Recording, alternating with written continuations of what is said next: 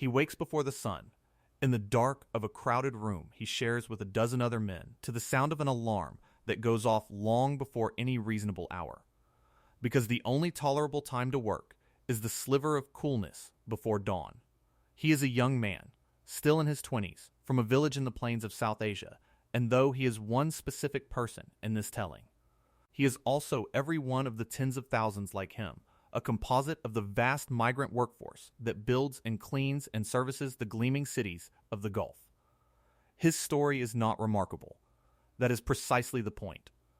What happens to him happens, in one form or another, to a great many, and the ordinary, unremarkable quality of it is part of how it stays invisible. This is the story of one day in his life, and of the death that his life is quietly moving toward, and of the reason that death, when it comes, will very likely never be counted for what it truly is. Lie still with him for a moment in that pre-dawn dark and consider how he came to be here, because it explains why he cannot simply leave. Back home, there was little work and less money, and a family that depended on him, parents growing older, perhaps a young wife and a child, all of them looking to him to lift them out of a precariousness that had always defined their lives. Then came the recruiter, with his promises of Gulf wages that sounded, converted into the home currency, almost unreal. To seize the opportunity, the young man borrowed, at punishing interest, the large fee the recruiter demanded, and he arrived in the Gulf already owing money he could only repay through a year or more of labor. His legal right to be in the country is tied, under the sponsorship system that governs migrant work here, directly to his employer, who holds the power over whether he may stay, whether he may change jobs, whether he may leave. Between the debt he must repay, the family counting on his remittances, and the sponsor who controls his very presence in the country, he has, in any meaningful sense, no choice at all about the work he does or the conditions under which he does it, when the title speaks of workers with no choice but to stay outside. This is the machinery it describes, a cage assembled out of debt and law and love, from which the only exit is to keep working. By the time the bus deposits him and the others at the site, the sky is paling and the first hint of the day's heat is already gathering. The accommodation he leaves behind in the dark is its own quiet part of the story, because the refuge a worker returns to shapes how well he can withstand the next day.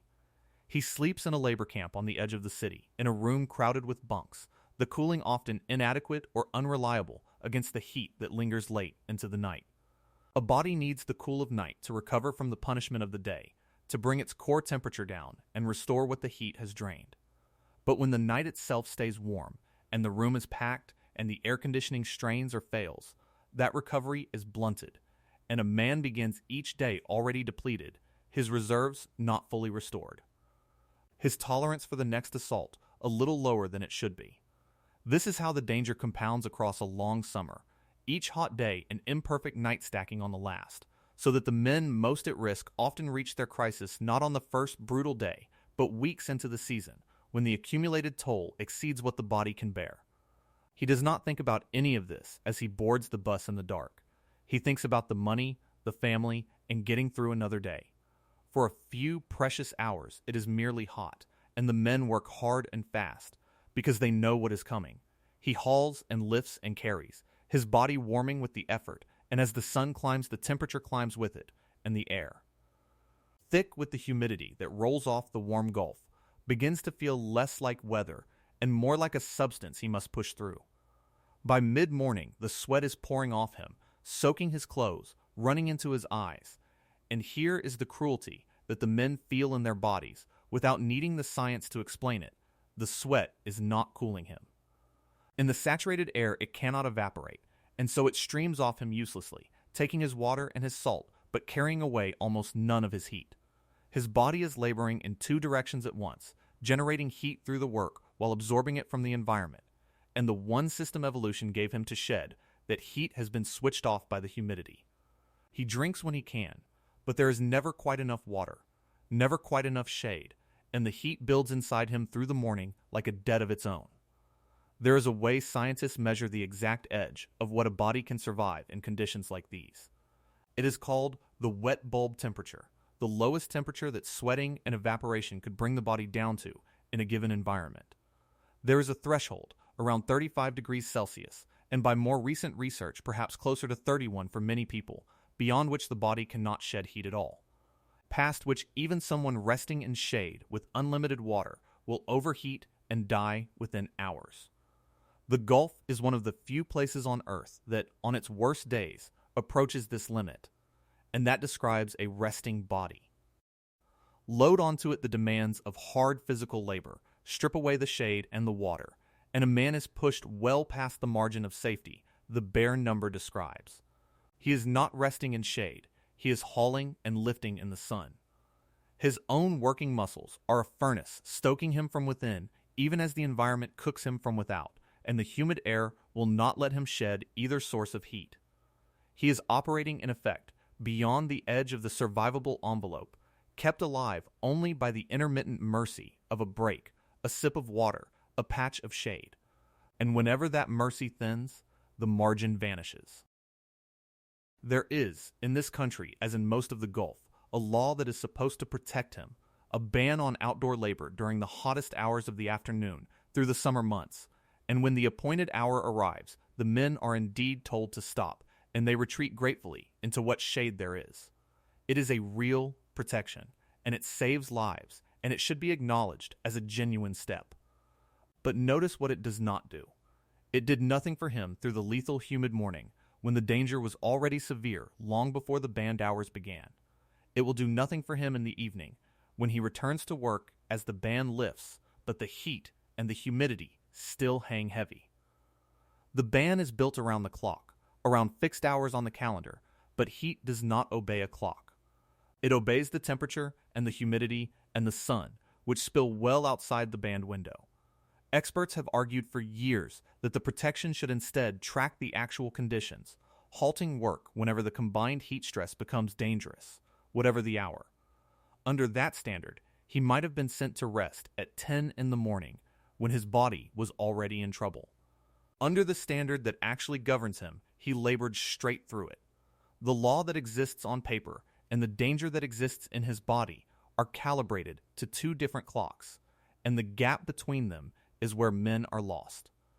It is in the afternoon, after the ban has lifted and the men have returned to the site, that it happens, not to him, but to another. A man he knows, older, who has worked in this heat for years, straightens up from his task, sways, and drops. The others rush to him, carry him to the shade, pour water over him, but he does not come back. By the time help arrives, it is too late. And here, at the moment of this death, the machinery of erasure begins its quiet work. There is no real investigation. No one performs an autopsy, no one examines the role that the heat and the humidity and the hours of exertion played in stopping this man's heart.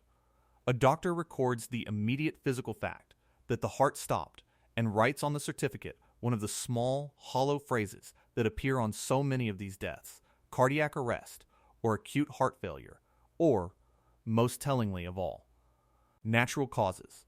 And with that phrase, the heat that killed him vanishes from the record.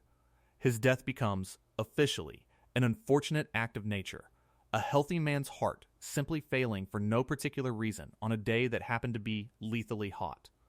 Consider what that phrase conceals, because it is the heart of the whole matter. Cardiac arrest is not a cause of death, it is a description of death, since every person who dies at the last because the heart stops. To write it as the cause is to say nothing about why. And when a man who was medically screened before he was permitted to migrate, a man certified healthy enough to do this work, drops dead of sudden cardiac arrest during the hottest part of a lethally hot day, the reason is not a mystery to anyone willing to look. Extreme heat is a well-established trigger of fatal cardiovascular events, the overheated. Dehydrated body strains the heart past its limit. Researchers who have studied the timing of these deaths across the Gulf have found exactly the pattern you would expect if heat were the hidden driver. The deaths rise and fall with the season, clustering in the hottest months. But because no one investigates, because the certificate names only the mechanism and not the cause, the heat is never recorded, and the death is filed away as natural, and the man becomes one more entry in a statistic that, by its very construction, cannot see the thing that is killing people. Multiply that single certificate across the whole region, and you arrive at the finding that gives this subject its terrible weight. A partnership of human rights organizations, assembling the fragmentary data that governments make available, estimated that something on the order of 10,000 migrant workers from South and Southeast Asia die across the Gulf every year, and that more than 1 in every 2 of those deaths is effectively unexplained, certified with exactly the hollow phrases we have been describing, with no underlying cause named at all. More than half. It is not that these men are mysteriously prone to spontaneous heart failure. It is that in more than half of cases, no one troubles to find out what actually killed them. The dead colleague, carried from the site in the afternoon heat, will become one of those entries, his true cause of death dissolved into a phrase that explains nothing. His family sent a body and a certificate that names no cause worth compensating.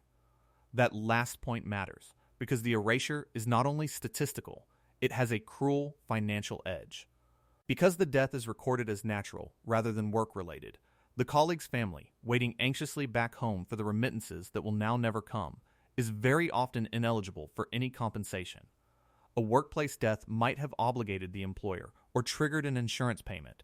A natural death obligates no one. So the family absorbs a triple blow: the loss of the man himself, the sudden end of the income that sustained them, and the denial of any compensation that might have cushioned the fall, and they are left poorer than before he ever left, often still carrying the debt that was taken on to send him. And here we begin to see why the erasure persists, because it is not merely careless, it is useful. To investigate these deaths honestly, to attribute them to the heat of the worksite, would be to open the door to liability and cost. To record them as natural is cheaper, simpler, and quieter. When the financial incentive, the difficulty of complaint under a system that can deport a troublesome worker, and the reputational stake of a region that markets itself as gleaming and modern all point in the same direction, toward not looking too closely, then not looking too closely becomes the way things are done. It is worth being precise here about a claim embedded in the title, because precision is what the dead are owed. It is not quite true that nobody is reporting these deaths. The only reason any of this can be told is that a determined coalition of human rights groups, researchers, and journalists has spent years prying the truth into the open, assembling the data governments would not, interviewing the workers, gathering the allegations of underreporting, producing the very estimates cited here. The deaths are reported, painstakingly and at real cost, by everyone except the authorities whose official records the world tends to trust. What is true, and far more damning than simple silence, is that the deaths are systematically uncounted, that the official machinery erases the cause even as the bodies accumulate, so that the true scale is hidden in plain sight within the very statistics meant to record it. The scandal is not that no one has spoken. It is that those with the power to count have chosen, in effect, not to. But return now to our worker, because his own fate is still unfolding, and it illustrates the second, even quieter way the heat kills. He survives this day. He will survive many more. But every day that he labors while overheated and dehydrated, his body pays a small, invisible price, and that price is levied most heavily on his kidneys. Doctors have documented, among workers who toil for years in extreme heat, an epidemic of chronic kidney disease that has nothing to do with the usual causes like diabetes, and everything to do with the repeated insult of working. Day after day, season after season, in conditions that leave the body chronically overheated and starved of water. Each day inflicts a small increment of damage. Over years, the increments accumulate into permanent, progressive failure. He does not feel it happening. The early stages are silent. He simply notices, over time, that he tires more easily, that something is wrong. Until one day he is too sick to work at all. And when that day comes, the logic that brought him to the Gulf discards him. He is not a citizen. He has no right to remain if he cannot work. No one expects the country that consumed his health to care for him in his decline. So he goes home, carrying a body that is already failing, and it is there, in his own village, months or years after the exposure, that doomed him, that death finally comes. On dialysis, his family can barely afford, sometimes paying even for the basic supplies out of their own emptied pockets. On the certificate issued in his home country, the cause will read kidney failure, and there will be no line, no notation, connecting that failure to the thousands of hours he spent laboring under a Gulf sun that destroyed the organs now killing him. He went to the Gulf to lift his family out of poverty, and returned having spent his health to enrich a distant economy, leaving them with grief and medical bills. The heat authored his death as surely as it authored his colleagues, but it did so slowly and at a distance, and so his death will not appear in any tally of heat's victims anywhere. The wealth flowed one way, toward the gleaming cities. The broken body flowed the other.